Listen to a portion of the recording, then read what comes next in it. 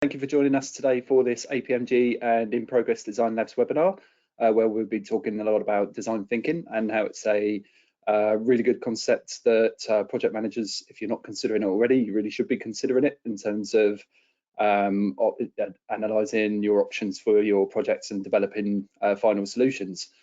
So my name is Mark Constable. I'll be your host and moderator for the session, and it's a pleasure to be joined by two presenters today.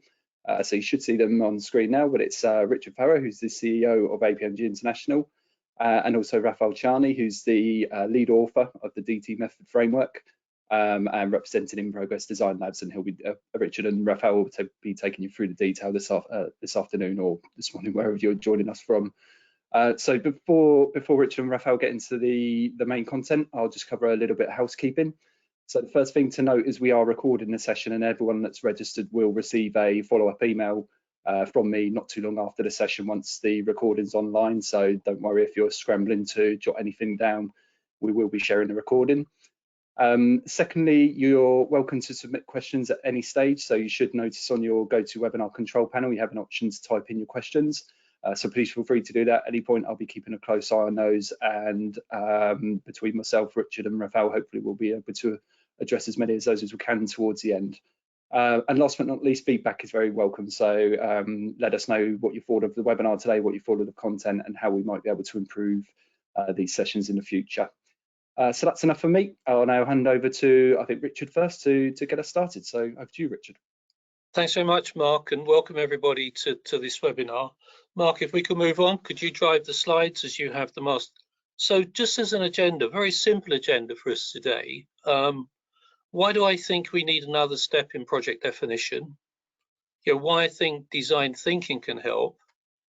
And then for Rafael to take us through a case study where he's worked with a client, applying DTMethod, a particular approach to design thinking, to one of his clients quite recent. I think it's over the last sort of 18 months they've been working on this project. So just to get us all onto the same page, Mark, can you move on to the next slide? So how much do you think is spent annually on projects globally? So what's the global spend on projects? And I think we have a poll that the Mark's going to sort of get people to complete. So, what do we think is the right number? Yeah, thanks, Richard. That's polls on screen for everyone now. So we'll give everyone a few seconds just to complete that for us.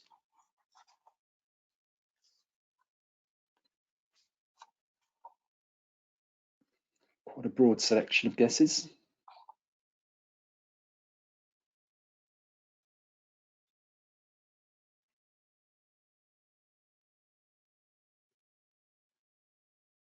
Okay, that's most votes in. Let's close that, and I'll just. So those are the guesses, Richard. Well, I don't know if can you see those?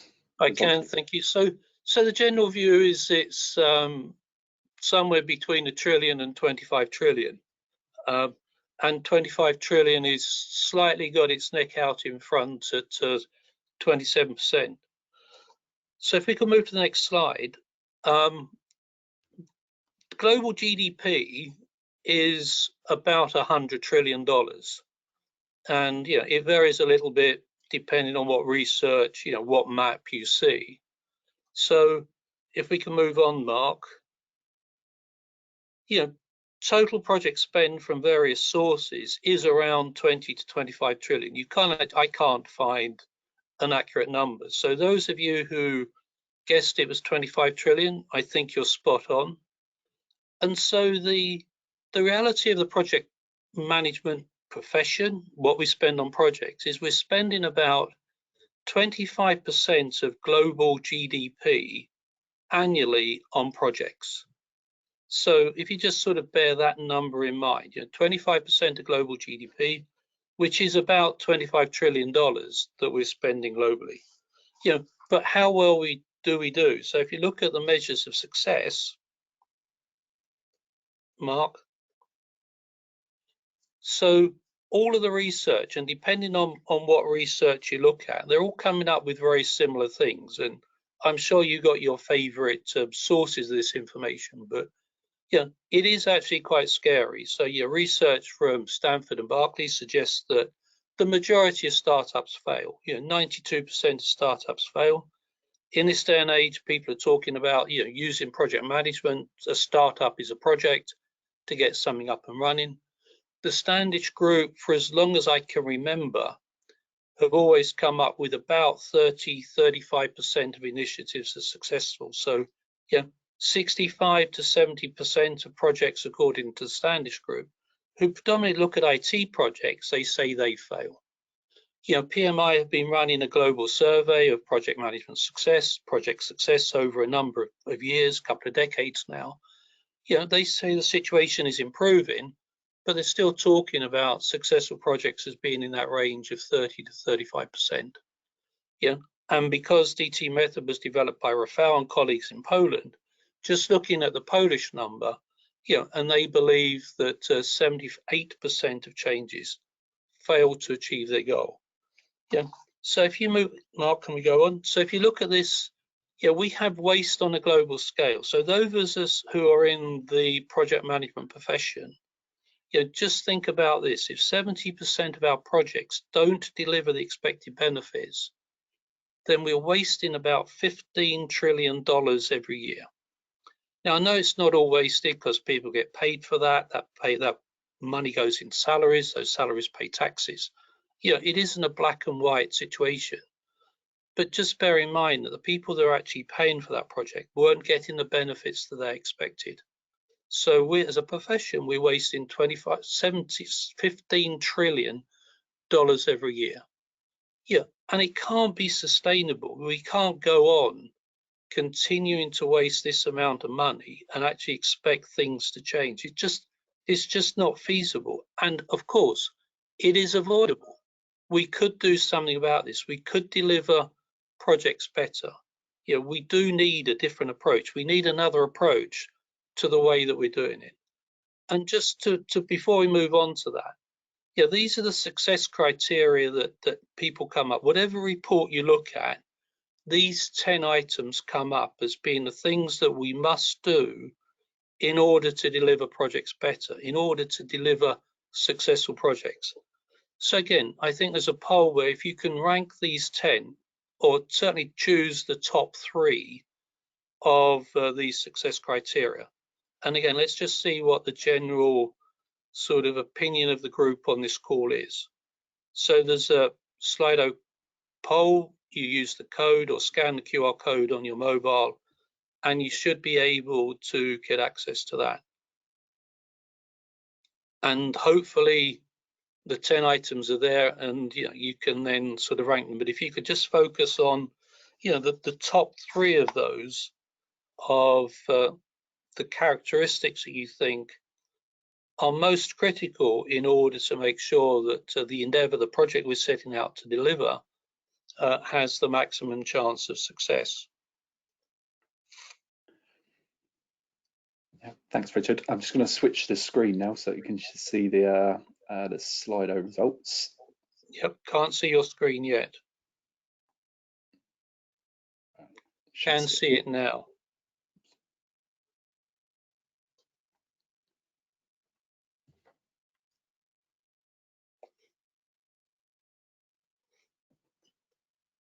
Okay.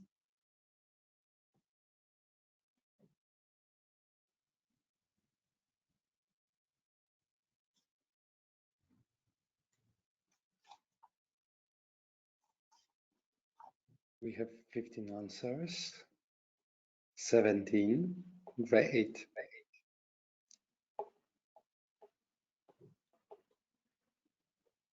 Okay, have most people completed it, Mark? I think so, yeah. Okay, it's quite interesting. I mean, the next slide. Moment, while we switch back to Rafał. Okay.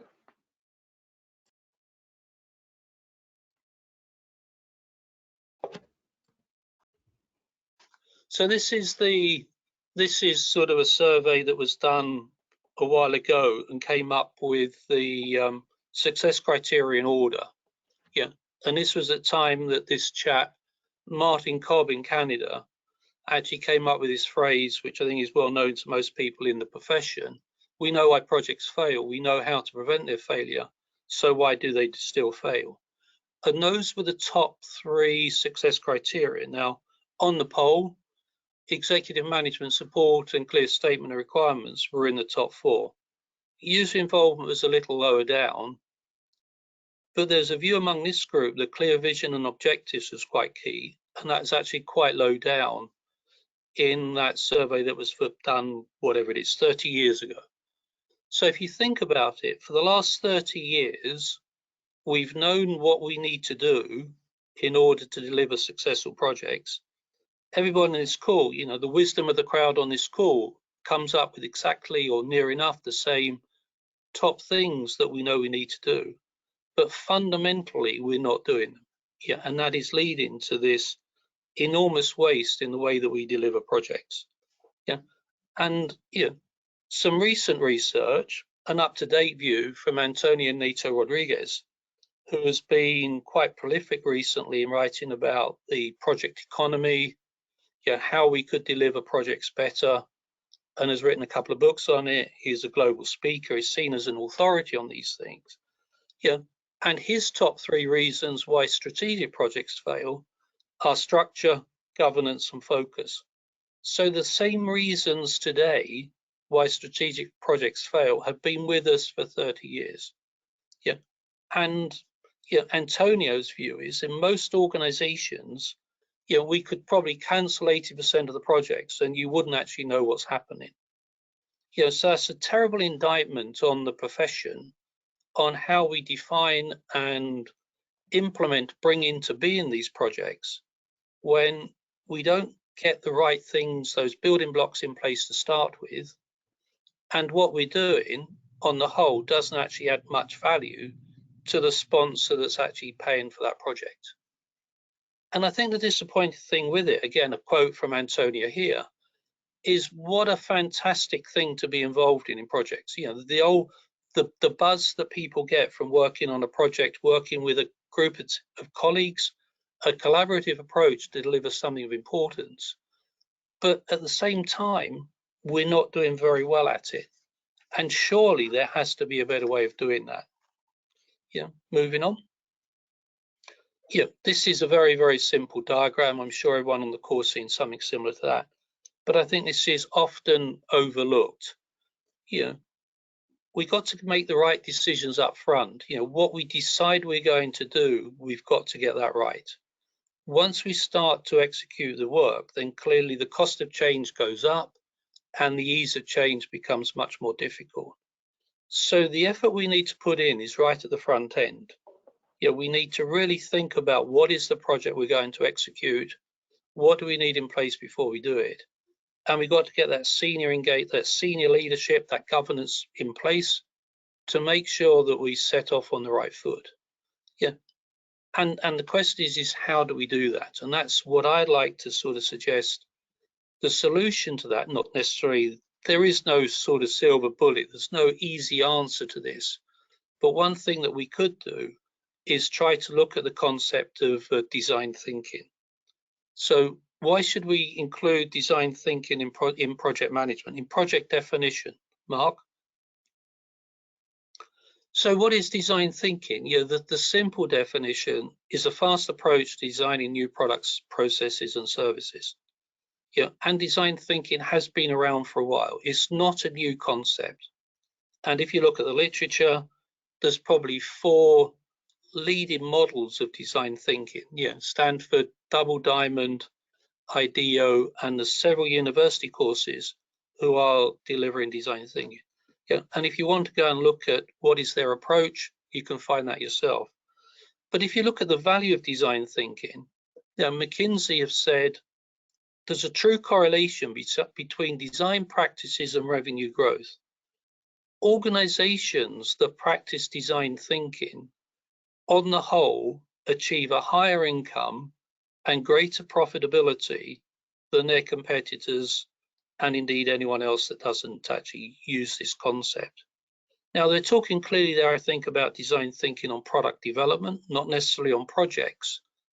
But the idea that design thinking leads to greater success, design thinking leads to more profitability, more profitable undertakings and execution, is, I think, the key message, and all the research suggests that that is the case.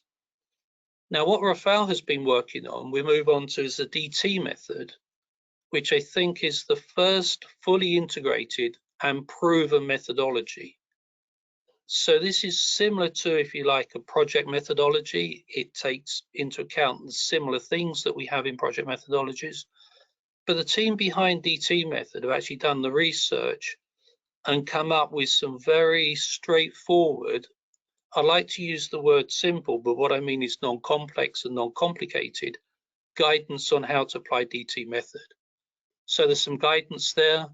There's some roles about the different roles that you need to bring into the team to make sure that you have the skills that you need at that sort of definition development stage.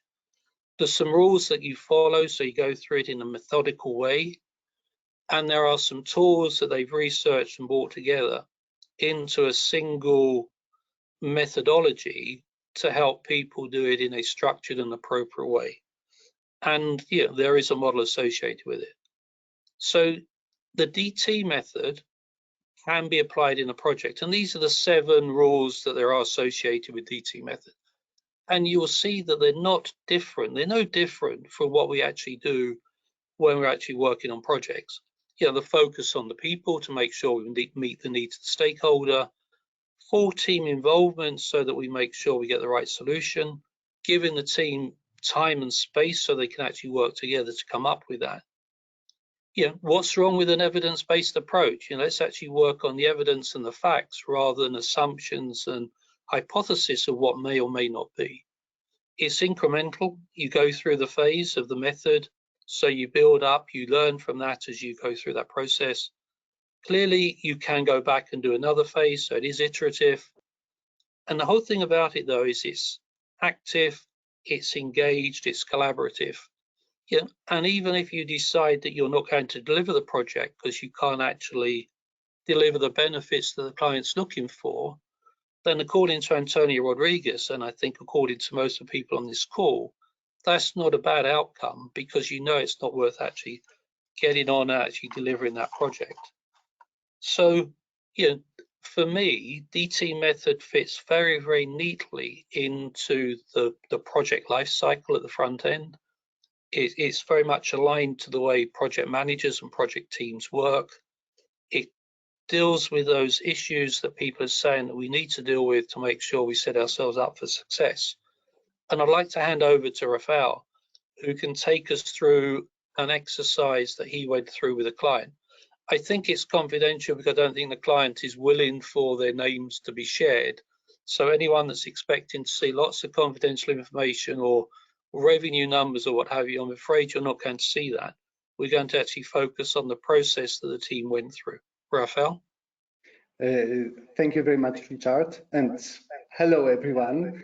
I will show you how we use design thinking process in a construction project. As Richard said, I will not share any confidential information or data because I cannot do that. But I can show you how this design thinking process was used in a very specific situation, in a very specific case. I choose a construction project because this type of project is very costly and time-consuming. And in most minds, it is the least kind of project associated with the possibility of using design thinking. And in some statistics, the most money consumed by a project in general are construction projects globally, of course. We cooperated with a company that is a producer of sweets. They produce biscuits, cakes, cookies, etc. And the challenge they faced was the construction of a new social and administrative building, which will address the needs related to the growing employment and growing employment of both production and office workers. So the challenge was to create new place to work for employees, for people. The situation was not simple because life usually is not simple. But why wasn't it simple in this case?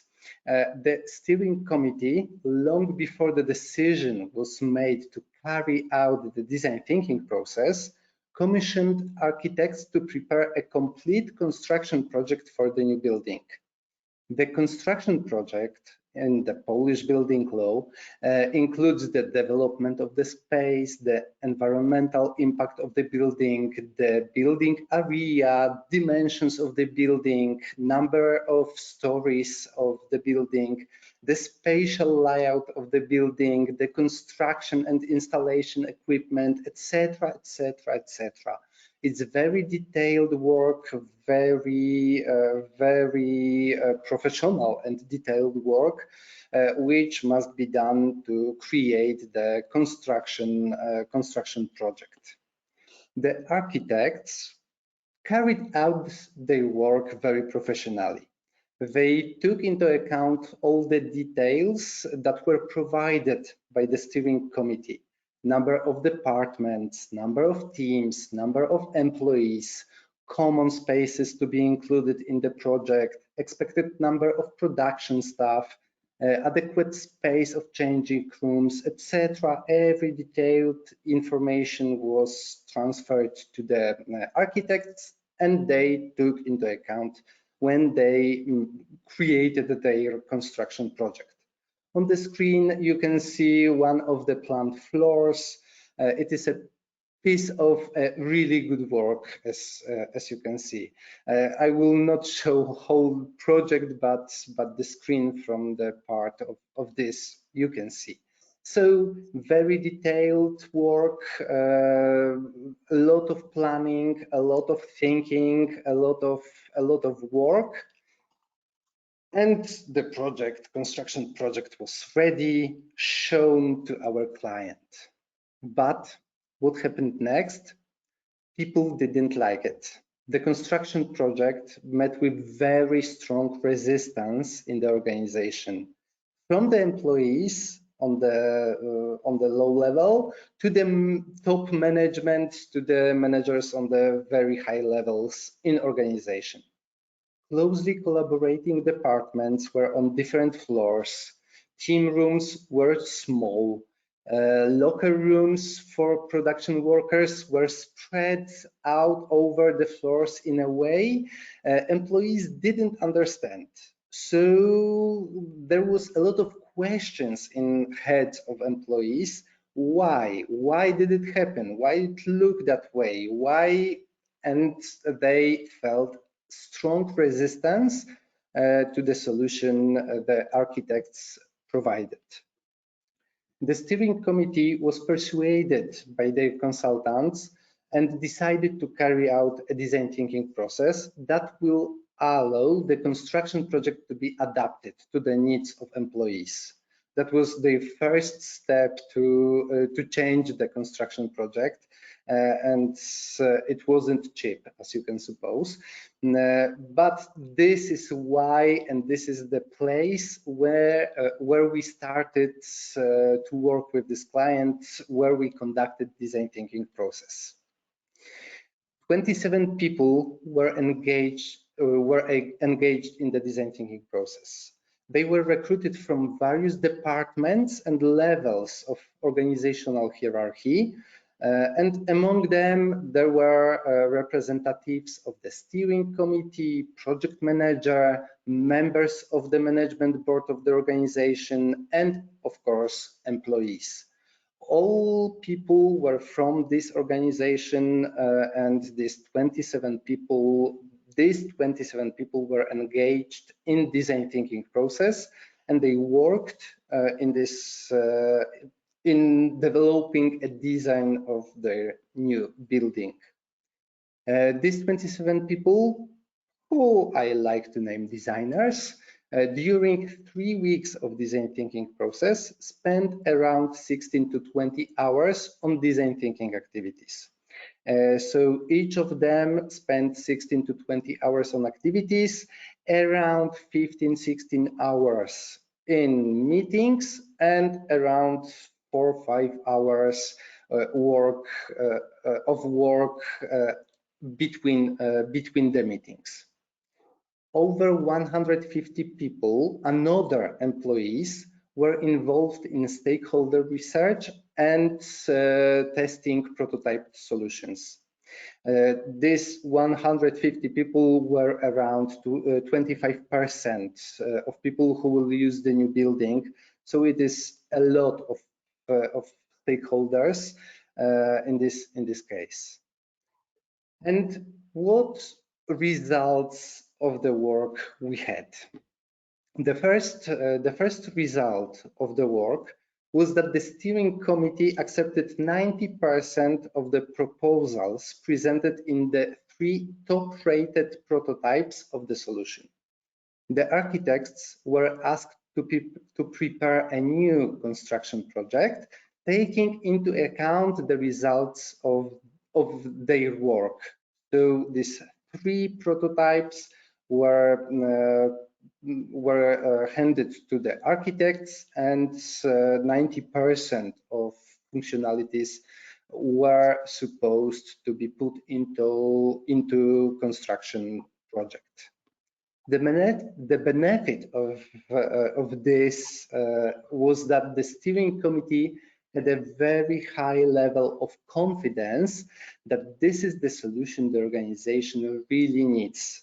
It has revealed that by faster decision-making process and faster actions, they made decisions very fast. They were convinced that this is a good way, and this is the decision they should make in this project. It saves time and money, of course.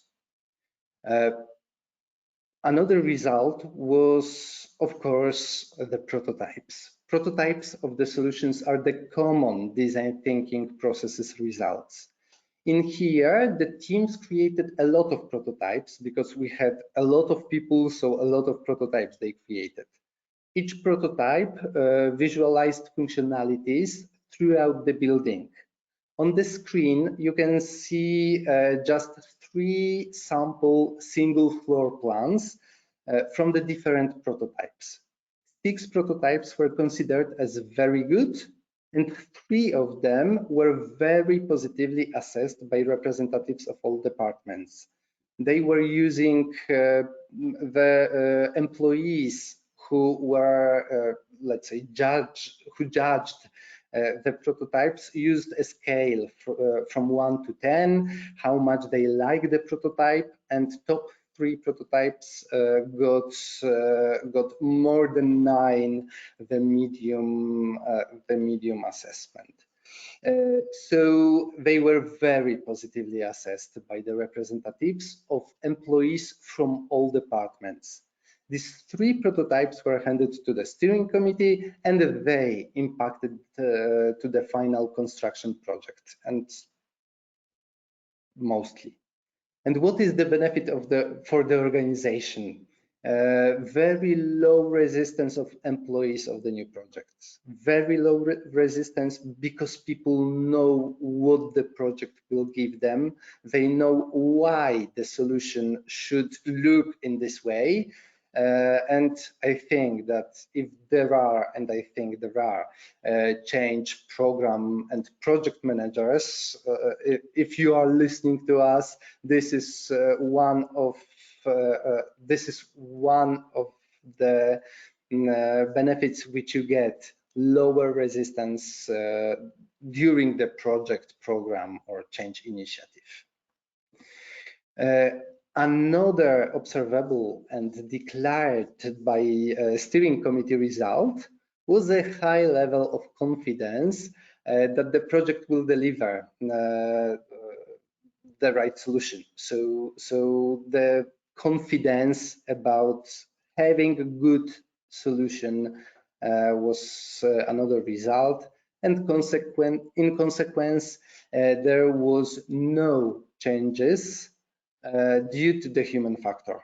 So the only changes which were made during the project, and still some changes has to be made because the project still runs, are not caused by the human factor, by the resistance, by a new ideas of a top manager or any another person who has a great idea. The project goes faster in this way.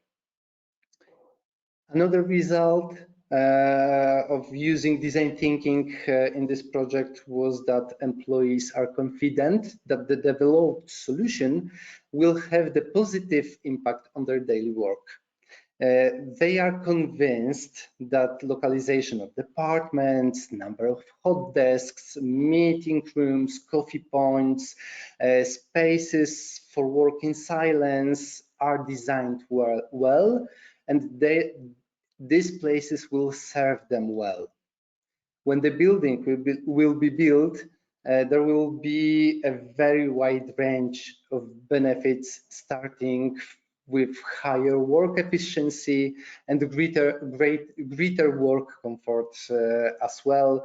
And I think that we will observe it better when the project will finish and the new building will be used.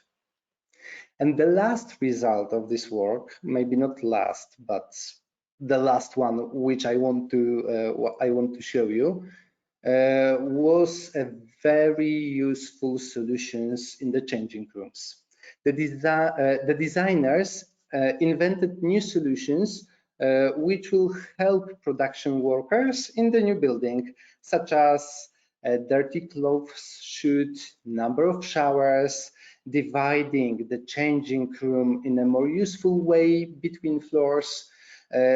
So the people who were engaged in design thinking process, employees, production workers, all designers who are engaged in this process, they know that these solutions will help them, and it wasn't in the first proposition of the construction plan, in the first architect's proposition. So these are upgrades, another upgrades which they will have due to using design thinking. Benefits of these results are, of course, greater work comfort and greater flexibility regarding the employment structure of people, for example, women and men ratio. And the project is still running, as I said before, so the building is not built yet. Much more benefits will be seen when people will move to the new building and they will start their daily routines and daily work in there. I have one final word regarding to this case, because it would have been much cheaper and quicker for the organization to have tackled the project if the design thinking process had preceded the architect's initial work on the building.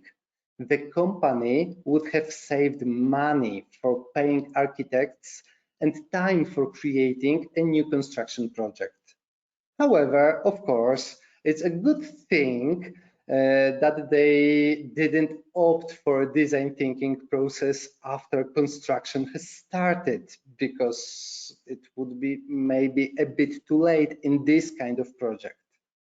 I like to say that at a very early stage of preparing or initiating a project, we should have a design phase of a project. This is where design thinking will benefit the project the most.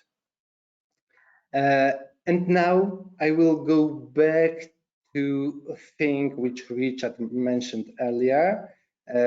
As Richard said, the success of the project mainly depends on three factors: user involvement, executive management support, and clear statement of requirements. As you can see, design thinking provides these elements. users, and are involved in stakeholder research, are involved in testing prototype solutions. Management participates in the process as a sponsor or as a designer. And the results of the design thinking process is the clear statement of requirements. So design thinking might be a very good approach, which will improve your project management, which will improve the results which you get from your project management. And I will pass the voice to Richard. Thank you very much, Rafael. It's a great case study of getting design thinking in and involving the stakeholders in a structured way very early on in the project. So if we build on Rafael's case study, what is the outcome of the design thinking process? Clearly there were a number of solutions. I think Rafael said there were 6 solutions, of which 3 were chosen. So it's not zeroing on an ideal solution too soon. It actually lets a number of solutions get worked through the prototype. They're more useful to stakeholders because they are the solutions from the stakeholders rather than solutions that are imposed on the stakeholders. And whether they're taken forward or not, it does create value to the business because there's that other benefit that you get through the team working collaboratively. People from the lowest level of the organization to the highest level of the organization coming together to solve a business problem. And because they're going to have to live with it, solutions are much more feasible, they're much more relevant. Just a simple story about the changing rooms and how important they are, not to everybody in the organization, of course, but to a lot of people in the organization. And had they not been taken into account by no doubt a very creative architect solution, then there would have been some issues when people are coming to work and you can't find that there's good changing rooms available if you need to change from into your work clothes. A better quality solution because it has actually been thought through by the stakeholders and stakeholders are behind it. So they're more willing to help it work rather than they are to talk against it because there's a much better ownership in the organization of what that project's going to deliver. And it provides that better utility, it provides that better outcome for what the organization wants. Within APMG, we tried a design thinking exercise that was facilitated by Rafael. Myself and 2 or 3 colleagues were, 5 colleagues I think were the design team. And working through it and using it, there is no doubt about it, we had a better understanding of what we were trying to achieve. And we did have a number of options, some of which we haven't executed, but they are now on the back burner of something we could do in the future that was generated through that process. So if we look at the benefits of the design thinking, I think it was Einstein, there's lots of people quoted with this, but Einstein was certainly quoted that if he had an hour to solve a problem, he'd spend 55 minutes thinking about it and 5 minutes thinking about the solution. I think design thinking allows you to think about that problem, and to actually really get into the detail, the guts of that problem. I think it integrates with any project management approach. There's always a definition at the beginning of a project, there's a development of the business case, but at times we rush into thinking of an outlined solution rather than actually spending time understanding the problem and maybe thinking of some different solutions that could be applied to actually solve that problem. You can't beat engaging the whole team. Rafael said he had sort of 29 people involved within the design thinking team. You can engage people by working in smaller groups to come through that whole process. If you come up with, well, why do we really need this? We can't solve that problem. That has to be a good thing. So with it, you should have an improved focus and success rate. The other thing that I found quite interesting, having gone through the exercise, is a very structured approach, and there's 4 meetings, and I think each meeting takes about 4 hours. I think that's the recommended sort of process within the guide. So you're spending about 16 hours on this exercise spread over a period of 3 to 4 weeks. So it is intense, but it's not hugely time consuming. There is some work to be done between the meetings, of course, that in order to take some lessons learned and prepare it. But it really is an interesting approach when applied right at the outset of a project. We're so convinced by this that we have some offers to sort of people on this call, so you can sort of dip your toes into this concept. So, you know, Mark can explain how the draw will work, but you know, we are offering a no-cost facilitated online workshop delivered by Inprogress. Yeah, and Rafael works for Inprogress. Discounts for people on any of the design DTMethod training courses and exams that we offer from other training organizations that we've accredited, and some copies of the Design Thinking Basic book. You know, so you know, we feel strongly enough about this to say, well, let's make a serious offer to people on this call so you can experience the benefits of DTMethod yourself.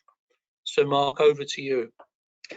Yeah, thanks, Richard. Yeah, we covered the pros as well, so it's just a bit about the process, really. So we'll as standard, we'll put everyone that's registered for the webinar in the, sorry, that's attended the webinar, will add you by default to the prize draw. But if you, for whatever reason, if you don't want to take part in the prize draw, just drop something in the questions function, and we'll make sure to adjust it accordingly.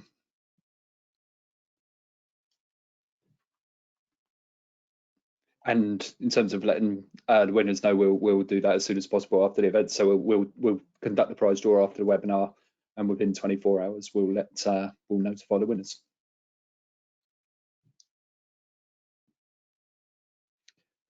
And this slide is just to highlight some of the training partners around the world that are accredited to deliver, accredited by APMG to deliver DTMethod training and certification. So if that is of interest at this stage, do check them out. You can find them all on our website, apmg-international.com.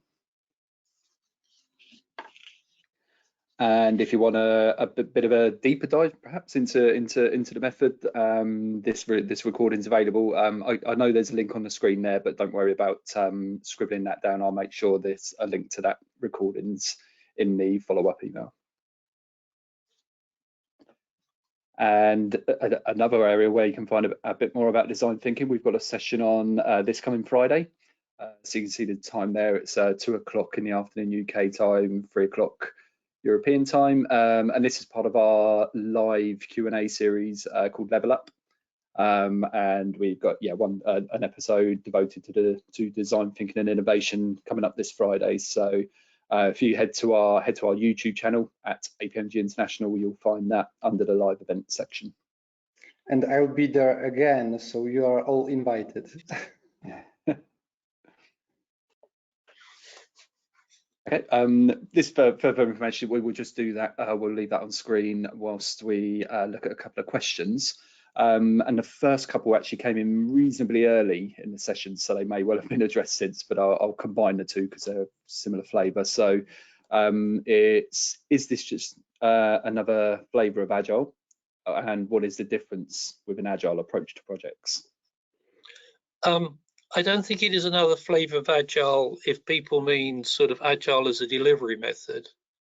I think it is an Agile approach in defining the problem and coming up with some solutions, because I think what DTMethod does is give you your ideal solution. It doesn't execute and deliver that solution.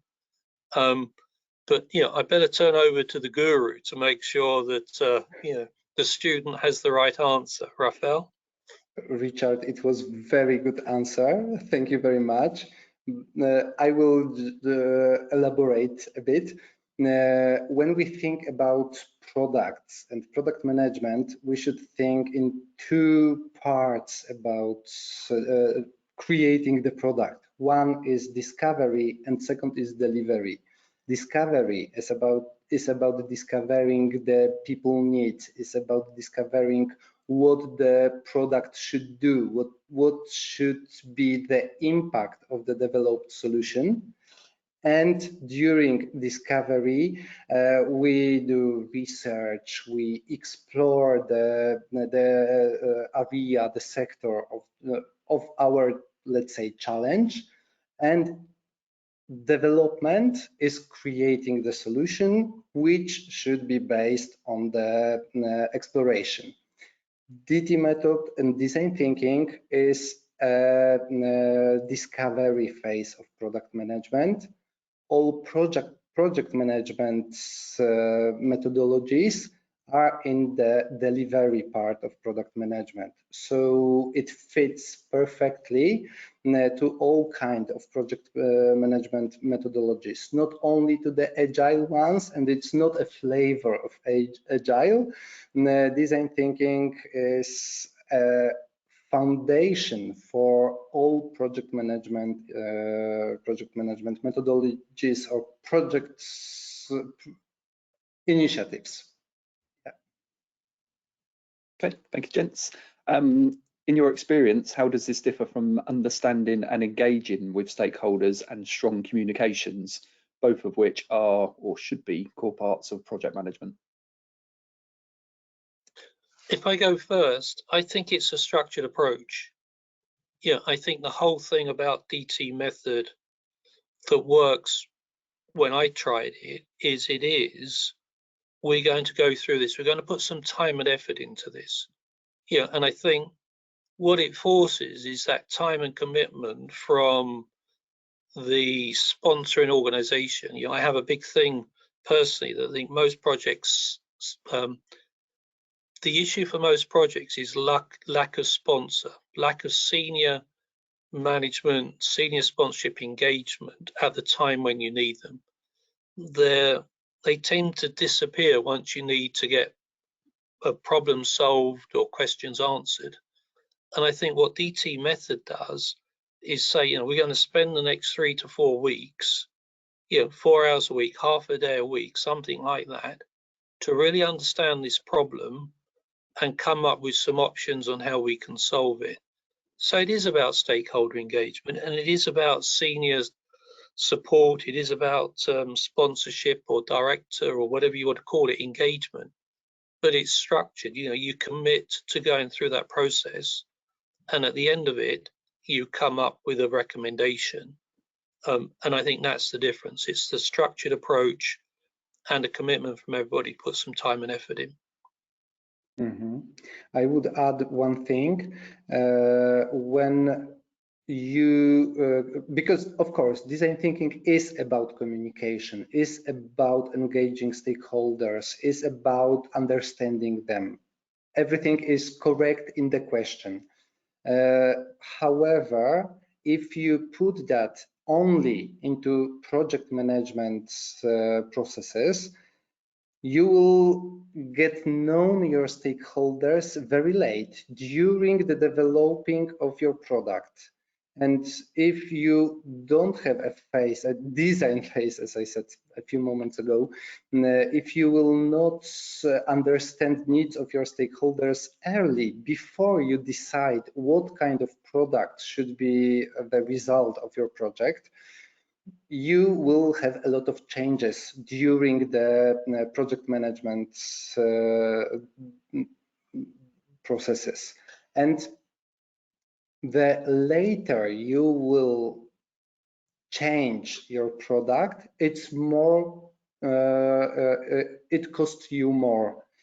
We don't want to have a lot of changes which are avoidable by providing design thinking process early.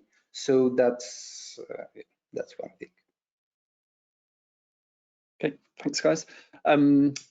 Question around resistance, any resistance to the design thinking approach itself, because obviously that involves many staff members of the project. So is there any resistance to the approach itself, given that it's an extra step in the process? And if so, how would you overcome that? That's one for you, Rafael, I think. I'm not sure if I can say about resistance, because for now it's not resistance, it's lack of knowledge or lack of understanding that design thinking is useful approach in project management. And if we work with our clients, they usually are after research. We usually teach them what design thinking is, and there is a high buy-in when we work with them. But if we don't work with a possible client, they possibly don't know that design thinking can provide a lot of benefits to their project and project management style of work.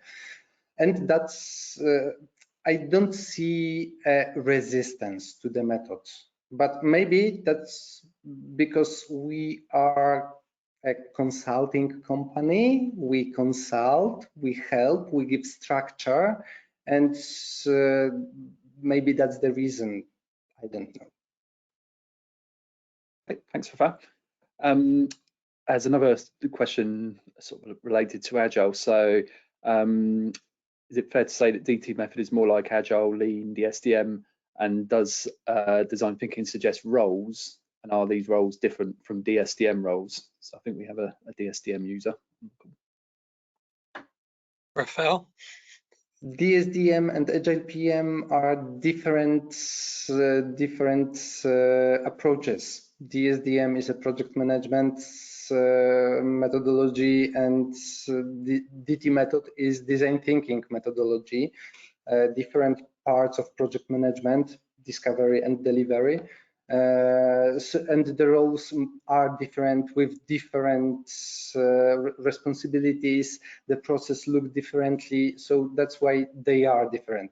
They can be fit, but these are completely the goal of each of this process is different. So that's why. Okay, thanks for that. Do you see design thinking as complementary to critical thinking?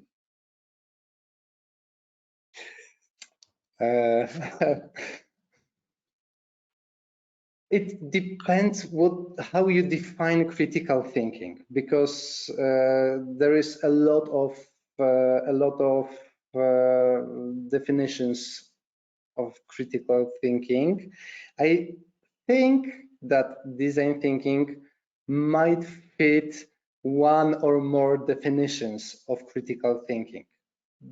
However, design thinking, and especially DTMethod, is more structured and gives you a recipe what to do to have the best outcomes at the end of the process. Okay, thanks for that. And I think we've got time for one or two more questions. So next one is curious to know what your communication plan or approach was during this case study, or design thinking in general. For example, is it end of week status reports, emails? So yeah, I think the question is what's the communications around when you're implementing and using DTMethod? It wasn't easy because 27 people who worked in design thinking process, it wasn't easy. We spread them on small design thinking teams, so they weren't working all together, 27 people at once. We worked online, so it wasn't 27 people on Zoom. They were 5-6 people in each team. And we had 5-6 teams which were working in this particular case. The communication, we had meetings online. We used emails to communicate between the meetings. However, we had to also connect some teams together, because when they were preparing their stakeholder research, this is a part of the DTMethod that you need to conduct stakeholder research. So when the teams prepared stakeholder research, they had to be in communication, because we didn't want it that all employees will get 6 different questionnaires to answer, and in the 6 questionnaires, 2/3 of questions are repeating. So yes, the communication had to be set, but I don't know from which part should I start. So you can write me on LinkedIn, and the author of the question can write me on LinkedIn, or we can contact in another way just to discuss this case. Great, thanks for that. One final question: how much effort is involved in organising the design group, and who would typically lead this? So there's always a person, because when we work with our clients, we work using DTMethod methodology, of course, and in DTMethod we have DT sponsor, which is a person who is responsible for collecting people to the team, engaging people to the team. DT designers. We have up to 5 DT designers in the team, so 5 people work on the challenge. Of course, there can be more. We can create a few of the teams which will work on the challenge and which will be focused on finding solution, similarly as it was in the case I showed you. But usually it is one team, 5 people, 5 designers engaged for 16 hours in the meetings, around 4 or 5 hours between meetings, and there is always a facilitator who conducts the meetings, who prepare designers to conduct stakeholder research, who knows the tools, who helps the team use methods properly. And we usually are the facilitator who supports the team and who conducts the meetings and all the process. And it is very good practice, even if you don't use DTMethod, only design thinking. It is very good practice always to have a facilitator, so the person who is focused on conducting the process, not on finding the solution only. But this is another area of expertise as well. Okay, thanks for that. Brings us towards the end, so ready to wrap up. So I'd just like to thank everyone that's joined the session today. Thank you for joining us. I hope you found it informative, enlightening, and you want to find out a bit more about DTMethod. We've got the links on screen there. And as I said towards the start, we will be sending out a follow-up email to everyone that's registered, and all the links and other resources that we've referenced during the show, we'll make sure those are in the follow-up email, so you've not got to scribble those down in a frantic hurry. And thank you, Raphael, thank you, Richard, for your contributions. And yeah, I think that's a close, so we'll wrap up there. Thank you again, everyone, and we hope to see you again on future APMG webinars. Thanks, everyone. Thank you, everyone, and goodbye. Thank you, everyone. Goodbye.